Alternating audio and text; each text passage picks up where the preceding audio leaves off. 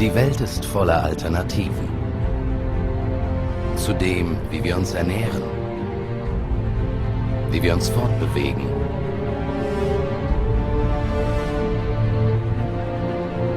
wie und wo wir leben möchten. Für manche Dinge allerdings gibt es keine Alternative.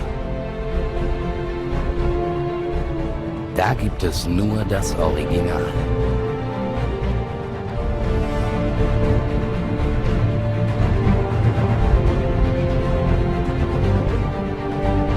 Ganz schön großspurig, finden Sie?